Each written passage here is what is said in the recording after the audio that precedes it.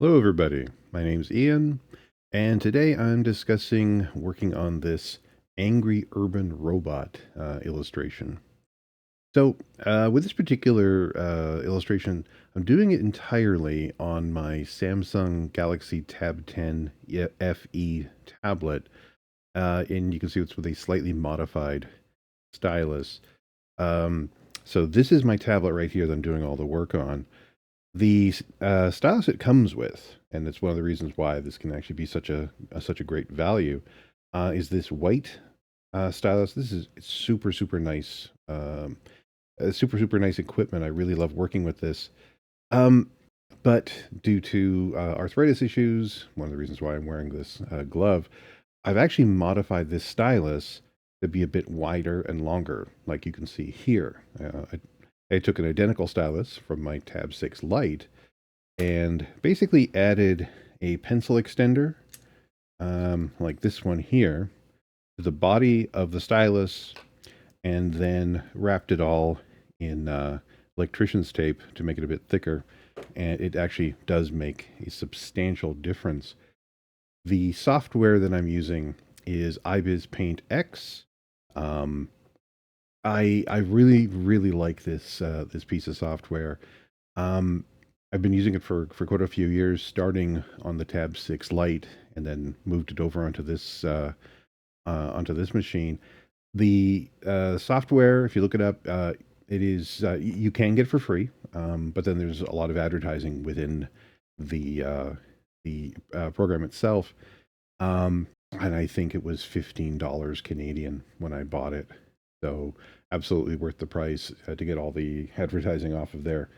I did find on the Tab 6 Lite that before I got the paid version, it did tend to cause the tablet itself to overheat a bit. And periodically the program would shut down, but it auto saves, so I didn't actually ever lose any work with it. Um, don't have a problem with the Tab 10 FE, but I also don't have the problem because I paid for the program. I'm really happy with this particular program. Um, so the illustration I'm working on right now, this was done based on a photo I had taken of my friend Kelsey several years ago. She and I have worked together an awful lot. I've done a variety of photographic illustrations, a whole pile of fully painted, inked pieces, pencil pieces with her in the past. I'm showing a few of them on the screen right now. Um, and my rough idea was that this character was this robot was going to be exactly what it's labeled as, this angry urban robot. I wanted this angry figure walking away from uh, a kind of wrecked downtown area, some sort of conflict going on behind her. Um, and with this piece, I'm building up the composition from the figure back towards the setting. When I go to do the actual painting, I'll be doing it the opposite. I'll be painting from back to front. But like with all of my illustrations, or the vast majority of my illustrations, I'll start the composition with the main figure. So in this case, like the main focus of the illustration, the main story going on. So in this case, the main figure of the robot, um, with these demonic horns on her, the very wide um, hair. One thing about the original photo, very often I won't be using the lighting pattern that's in any of my reference photography. I tend to use when I work with a model, I do bring a lighting kit with me often to help with the lighting, but it's very common for me to completely disregard the original lighting from the photo. This is all meant as figure reference, a guide for placement, um, figuring out the musculature, things like that. But in this particular case, she had a light directly above her. We were shooting in this stairwell, and it actually had it had lighting that I normally wouldn't like for an illustration. But with her head tilted forward, her hair came forward a bit, and it actually created a shadow pattern over her eyes that I really, really liked. And the same thing from her chin down. It created this really nice shadow pattern. And I wanted to work with that. That's actually what gave me the idea of the almost faceless feature here, um, that the shadow would be being cast from the ridge of her hair onto her face, but then there'd be this large blank section, um, meant to, reflect the environment. Also, something that the viewer can project into. They can determine what part of the expression actually should be. Um, so I carried that lighting through most of the figure. I added in some ideas about light coming from either side, especially given the metallic nature of the character. But we'll get more into that when I get to the coloring portion. Um, but I'd done this quick sketch, has been showing on the screen, in multiple layers. I'll do a super super quick one, drop down the opacity of that layer, draw over it again, just to tighten up the figure placement itself, move anything around, drop the opacity again, and do a third pass, like basically what I'm doing right now, putting these much darker lines. Now, you won't be seeing any of these lines in the final illustration. They're still just a guide for me to go in to do the painting afterwards. Um, but I'd also done a shadow pass, basically a shading pass, to help reinforce where the lighting was going to end up becoming coming from. So that's why you can see under her hair and under her chin, there are these dark patches, and that'll be a rough guide for where when I'm painting. I know there are a lot of digital artists who will do the entire painting in black and white and it'll all be in shades of gray, and then afterwards they'll color tint all that, or adding, color burn, color dodge, playing with color on different styles of layers. I don't tend to do that. I much prefer just to do the color live and then maybe tweak it later or just add different color effects on top of that later on. But there's no one right or wrong way to do that. It's really just as long as you're getting in there, um, and making those choices on your own. That's all good. Um, and this is where I'm also defining the metal patterns, the pattern of metal plates that I use on my robot figures. As I've discussed in other videos, I have a rough pattern that I do for most of these figures. It is obviously malleable because one of the things I usually do is this particular teardrop shape under the eyes. This figure doesn't have eyes, so that wouldn't be appropriate. But the pattern on her upper chest is very consistent with things that I normally do. Very similar patterns on things like the arms, specifically on the hips. You really won't see that here because she's aimed towards the viewer. Um, but one pattern I come up with for the hips looks a little bit like a wheel well from an old truck. That I don't know, I quite like that design. And there's a purpose to like all the large holes in those plates, even if it's just, for my own uh, planning out the construction of the figures. Weight reduction, not wanting to add too much metal uh, to a figure, um, and also building up the background design. And here you can see that I've finished sketching out this whole background design, dropping down the opacity, and this will end up being a guide for me to lay down flat color layers. Um, so each color that you'll see on screen for this next procedure will be done on its own separate layer. And those layers will be locked. So once I put down a color layer for, say, a building, once I lock it, I can then go afterwards, change the color of that layer, and pick up paintbrushes, paint over top of it, and nothing I do will paint past that layer. It won't paint past that building into the darker background, into the deeper background. Um, at a later stage, I'll end up unlocking it so that I can start tweaking things and making sure everything's integrated and it's all, all looks like it's all part of the same illustration, all part of the same setting.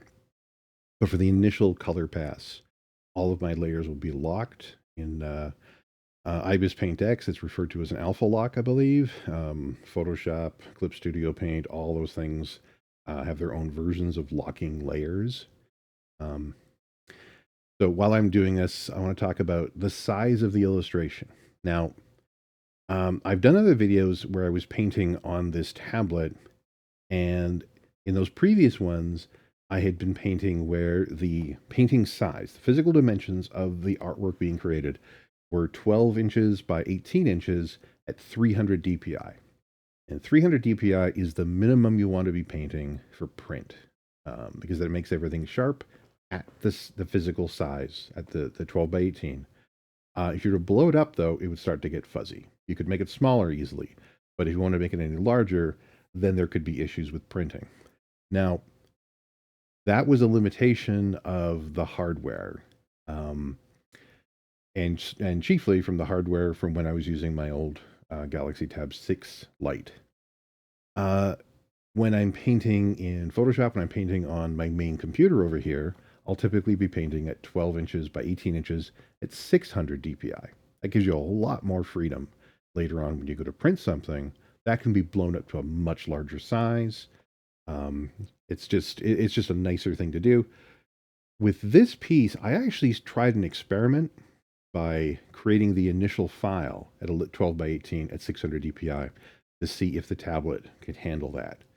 And as I was drawing, just doing the drawing portions, it became really obvious very quickly that no. If I'd gotten a more expensive tablet, like this is a fantastic mid-range tablet. And if I had gone with, I think what the 10 plus, or now available the 11 plus, probably those could handle it at 600 DPI. This one not quite so much. So I ended up changing when I got all the illustration portion down. When I got the basic composition, the line art, if you will, done, I then knocked down the resolution. So now it's at 12 by 18 at about 450 DPI, which is still really good, which is still really, really high. It still gives me more freedom later when for printing. I could make it larger. Not quite as much as with 600 DPI, but more than acceptable for the kind of work that I'm doing. And I can see moving forward, if I want to do things at this resolution, there are definitely reasons to be working on this tablet as opposed to working on my main computer. This is much easier to haul around, and it's a whole lot less setup involved. So if you're really wondering about what dimensions you should be painting your illustrations at, well, first off, what's the intent? Is it for print? If it's for print, well, what's the minimum physical size you want it to be? Then you want to make sure at that physical size, it's at least 300 DPI. And go higher, that's great. You don't want to go any lower than that, though. So all of the background layers, or all the layers for the various physical elements that are going to be painted, have now been created. Each one of these various colors are its own individual layer, making things much easier to paint. And now you can see I'm starting to paint the deepest background, going all the way back to the sky, starting with, and this is generally how I work. I will basically put down the darkest color I can. Usually I'll put down just black for whatever the area is, and then I'll be painting light into that. Now, it'll be a nighttime scene, so it'll still only be, lighter shades of a kind of a bluish black, and then moving forward, working on the individual buildings. I always find if I work from dark to light, then I don't run into problems with things printing too dark. I'm keeping an eye on the color values, on the mathematical values that I'm painting with. I have a good idea of not only what it looks like on screen, but what it looks like in print, so that I know it won't get too dark and muddy. If it's dark and muddy, it's because I wanted it to be that. And I've mentioned a few times about how a lot of digital artists, a lot of webcomic artists, will get frustrated because they've been doing a webcomic for several years. Everything looked great, looked exactly like what they wanted. And then they went to put it together in a print collection, and the whole thing is dark and muddy. Nothing looks right. Nothing separates like the way they wanted to. It's because they weren't looking at the color values. They weren't painting for print essentially. You have to print it a little. You have to make everything just a little bit brighter if you're wanting for it to be printed. Like right now, that building, if I was to print it, would be super dark and muddy. Um, but I'm building up the layers of light on top of that, so that by the time it's done, most of it will be dark, but there'll be these highlights indicating it's this nighttime scene in an urban setting. It'll be getting across the feeling that I'm wanting. I won't be surprised at how dark it ends up printing because the bright spots will be where I want them to be. Um, One of the reasons why I have multiple layers for the various buildings instead of just putting everything on a single layer is that even with the buildings, I can still separate them with some types of painting and glowing effects. So there are slight painting, there are slight blue glow effects between the various layers of buildings. So uh, the buildings themselves are separated in space from each other, giving the whole illustration a bit more of a three-dimensional, real-world feel. At least it's an internal reality. And as you can see, that when I was adding railings and signage and little things all over the tops of the buildings, even when I have the basic outlines, like when I have that, when I'm creating those original layers of the buildings, I know that I'm not done. I'm not done the design of the building yet. This is just where I want to start. Gives me something to paint with, and then once I get it to where I'm happy with it, I turn off that lock, that layer. Or conversely, you could just create a new layer on top of that, paint everything in there, and then just start painting on top of all that.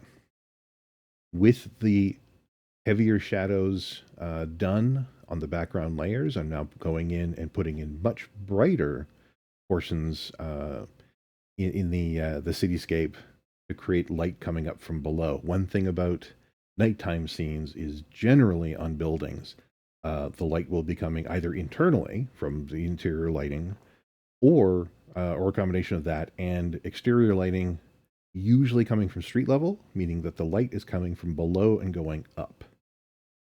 Now, I talked about this being something of a scene of destruction. There's a lot of conflict going on, mostly due to this particular robot having walked through this scene. So between the buildings and the bridge that she's crossing, I put in these. I'm now painting in these layers of smoke coming off of buildings, machinery, vehicles, things like that. And again, the primary lighting will be coming from below, from light sources of the burning objects themselves. A bit of a cooler light coming from above, kind of reflecting the scene back there. I'll talk about the color temperature a little bit. Most often with my work, and especially when I'm doing urban illustrations, I will work with blues and cooler backgrounds, cooler colors in the background, and reds and warmer colors in the foreground as a way to create depth in a scene. The general theory for landscapes is that backgrounds are cool and less saturated, meaning that they're cooler colors, things skewing towards blue, and there'll be less color in them. They'll be much lighter, and things in the foreground will be warmer and more saturated. So they'll be closer to reds and yellows and oranges, and there'll be more richer color in the foregrounds. It's a rough guide. Plenty of times that rule can be broken. Generally, though, if you want to break a rule, it's best to learn the rule first. And then at least there's a reason why you're breaking the rule. Now, the destruction behind her on this bridge is actually what I would consider to be the middle ground of this illustration. And this is one thing where I'm kind of breaking that rule. There's tons of super warm colors, very vivid colors in the middle ground, rather than directly on her, pulling it even further forward. But that's because they're acting as a spot light sources. It's a good way to separate the deep background from the foreground Um, and it will also end up creating additional lighting effects onto the main character. So I've mentioned this several times. One of the reasons why I like painting from the background first, working from the background to the foreground, is because it will add um, lighting effects that I didn't originally think about to put on the main character to make her seem, well, in this case, to make her seem like she's more part of her environment.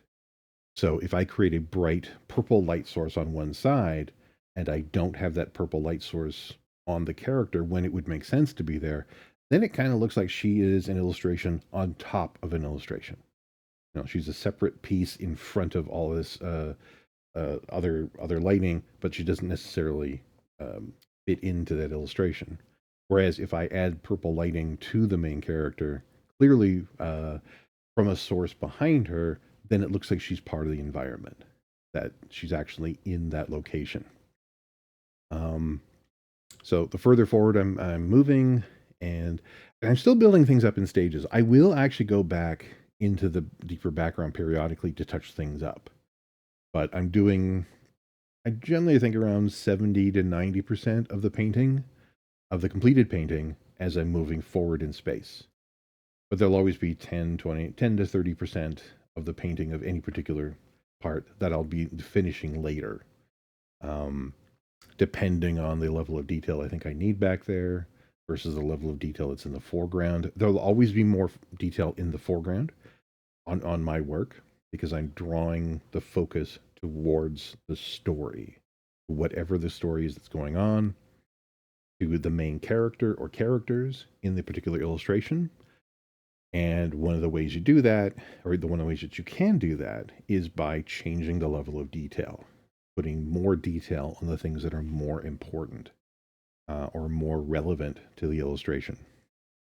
Now, one of the things I've got her doing is as she's moving forward in space, she's clearly walking through all of this danger tape, this caution and tape, um, and so I'm quickly doing well right now, just doing a simple pass, creating the orange tape, and you'll notice for the even though it's orange tape, there's an awful lot of purple in it.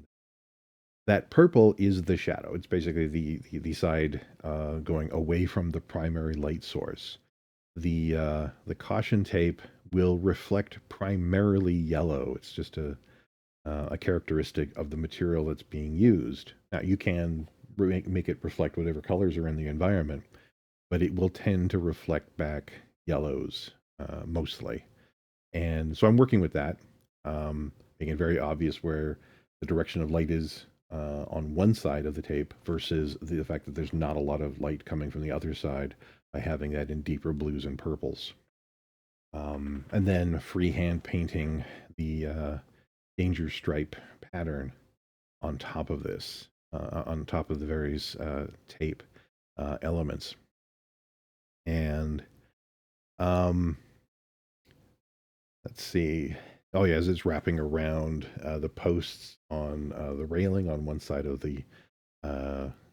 the bridge. This setting is more or less based on a photo I took of downtown Winnipeg on the Midtown Bridge um, between Main Street and Osborne Village. It's one of the bridges. It is the bridge between the Main Street bridge and the Osborne Street Bridge. Um, and now the buildings in reality in this photo weren't nearly as tall. They weren't quite as complicated. But it's if you stood on that section of bridge and took a look at this, you would recognize it. It's definitely inspired by. Um, Now that my various background layers are done, so now I've created the setting. Now I'm working on the main figure, bouncing around a few different types of brushes, starting with my primary warm light source. And this primary warm light source, my idea was it was actually coming from a street light almost directly above her, or above and slightly in front of her, like with the in the original photo, the photo in the stairwell. I just kind of wanted to play with that. And then, but I also know that all the shadows will pick up a lot of secondary lights, and they'll mostly be in blues. They'll mostly be in cool colors, um, to really give the character a sense of three dimensionality, to make her feel like a real figure in occupying space. Um, Also, with there being so much of this red, that will really pull her forward out of the illustration, because as much as I've had a lot of fires around her, those are those spots of red, orange, and bright yellow are still just spots. They're not overwhelming. Um, they're still surrounded by a lot of cooler colors, a lot of more muted colors, whereas this very pure color, this very pure red, will bring the character really far forward in space, really draw attention to her, basically make her the entire focus of the illustration. Um, the I'd mentioned about how the reason I paint the main character or characters last is to draw in lighting effects that I've done, lighting choices that I made in the background that I wouldn't necessarily have thought of. Um, Also, frankly, painting the central figure or figures in illustrations like this is the most fun, and I tend to like to leave that for last because it means I won't rush this part. Um, if One issue that can happen with painting the central figure and then doing your backgrounds is you spend so much time on that main figure that now when you get to the backgrounds you're bored. You whatever, I don't need, I'll put in the bare minimum to make sure there's something there if you're doing a setting that requires, an illustration that requires a background. And there's nothing wrong with doing minimal backgrounds, but it can show up if you're doing it because of you're just tired of it. Putting in a minimal background because that was your decision is very different from slapping on a couple of coats of paint and walking away because you just don't want to look at the thing anymore. Those are two very different intents, and they create two different illustrations.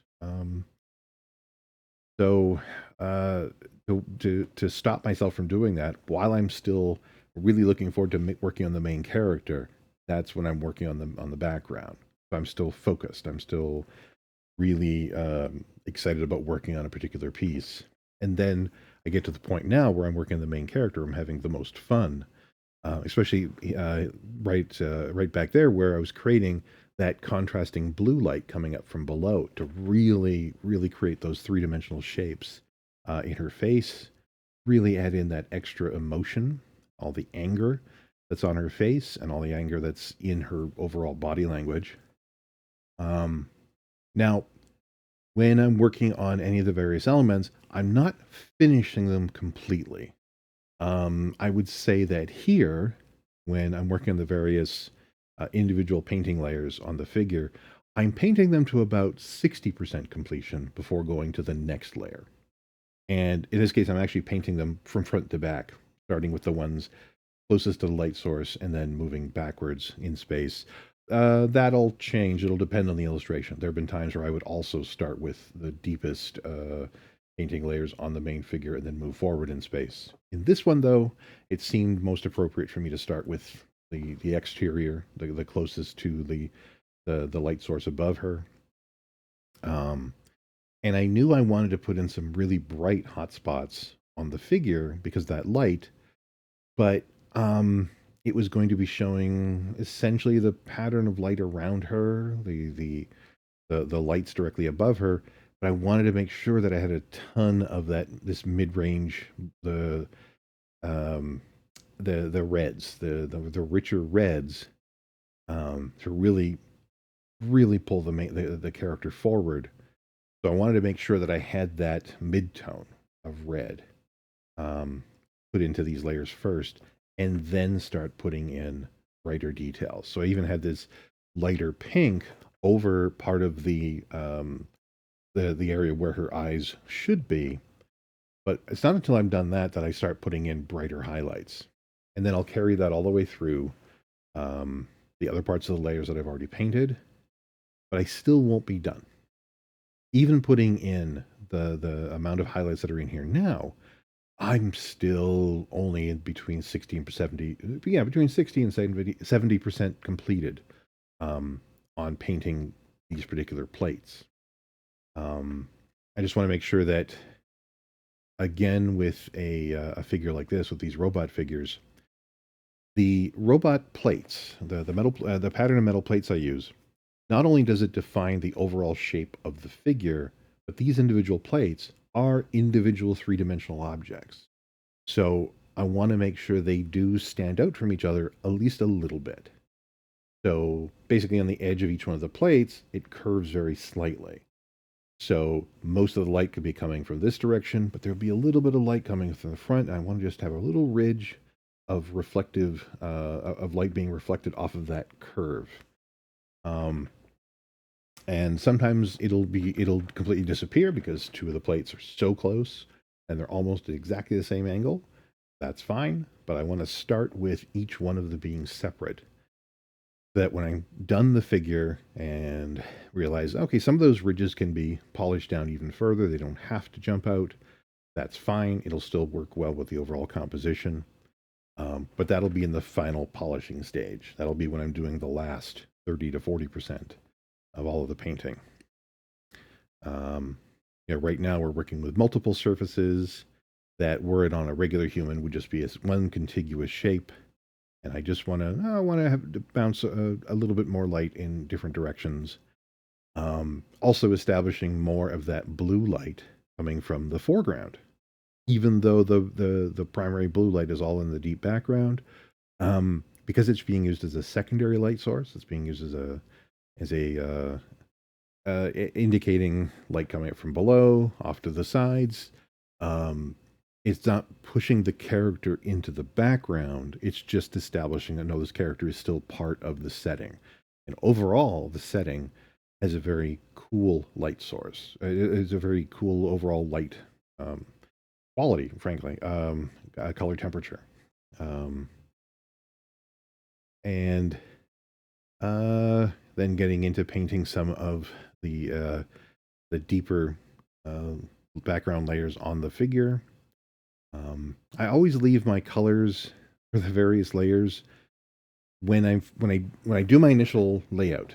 When I do my initial creation of all the flat color layers for painting, I always make sure that those colors I'm using will not be the colors in the final composition. And usually I'll try to make them really annoying to myself. And that's so that I don't forget. If I make them all shades of gray, and when you look at, you're 90% of the way done in an illustration, and you step away for a second, you come back to it, you had just filled in some dark shades of gray um, that you've not yet painted. You might miss it because you were distracted by other things, and initially your eye doesn't pick up on how different it is from the rest of the figure. It won't be until later on you finish the piece, it's done, it's been printed, and then you take a look, and there's this patch of gray in the middle of these blues and purples that jumps out to you as being wrong now, because you haven't been staring at it for a while. Because things will tend to kind of blur together after a bit. So, yeah, I make a point of having my flat layers be just obnoxious colors, and that's very different from what a lot of other people do. That's definitely something I deviate um, from a lot of other illustrators, especially when it comes to things like comic book illustration. When you're laying down the flat colors in comic book illustration, you want to have them as close to the final color as possible. So then afterwards you can go in and paint different, highlights and shadows and things like that. Um, but even when I do that, even when I'm doing when I'm coloring comic pages, I will still make the colors obnoxious to remind myself you haven't finished this page yet, and and that bit of neon green and this field of red will just jump out at you and just scream at you that it's not finished yet. Um, that's what works for me, though. That's different people have different procedures and different things work for them. Um, I do find this is over decades of working digitally. I'm recording this in mid February of 2026. I have been working professionally digitally since 1997, since I believe July, July or August, summer of 1997, is when I first started working with Photoshop professionally, working with it on a daily basis. And over that time, these are the techniques that I found work best for me. I know a lot of people who do the opposite. They will start with the main figure. They'll do all the flat colors as close to what they want them to be as possible, um, and that's great. You know, whatever ends up working for you. Um, or they will paint one piece until it's one portion of illustration until it's exactly what they want it to look like, and then they go on to the next one, and the next part, and then they go on to the next part, and they go on to the next part.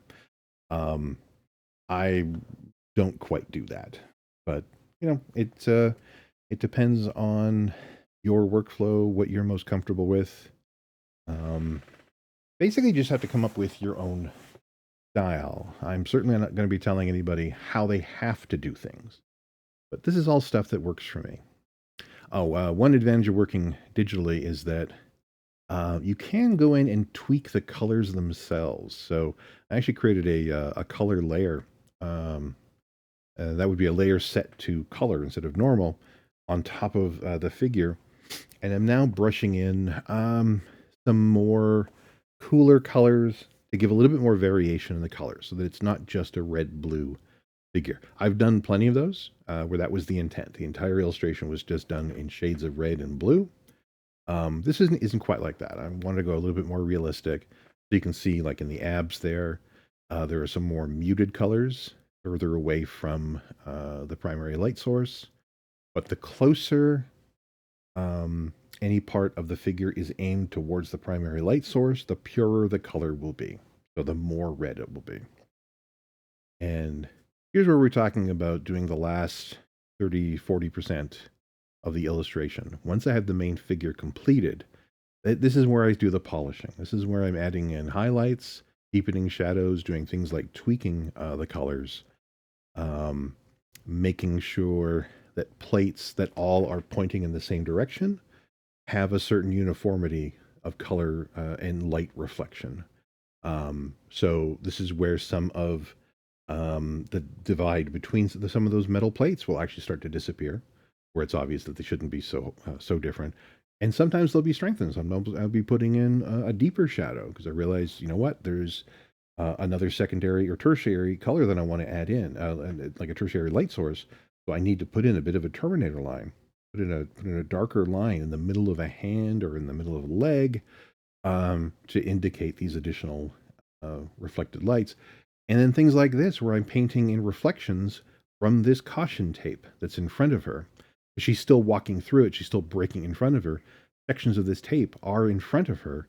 And given that she's this reflective metallic object, um, she will be reflecting that tape on her body, on the surface of her figure. So that's being picked up on the legs here as well. So I'm just freehand painting this overall this overall pattern using the colors from the tape as a base, but not completely. You'll still have hints of the actual color of the main character. I'm figuring the main character is basically red, and everything is. But she's also super reflective, so she's picking up a lot of colors in the environment. But her default color is red, so there'll be elements of that red in pretty much all the colors and all the items that she's reflecting back.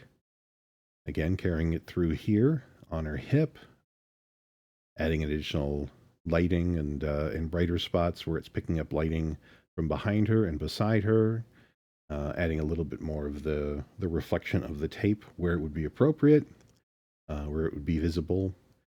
Um, oh yeah, picking out highlights here and there to make her even more three-dimensional, to make her not just a flat illustration sitting on top of the whole piece, but she's actually inhabiting three-dimensional space and increasing the sense that she's moving forward in space. And now, with the adding the signature there, we are completed with this final illustration. So thank you very much for hanging out, and hopefully I will see you in the next video.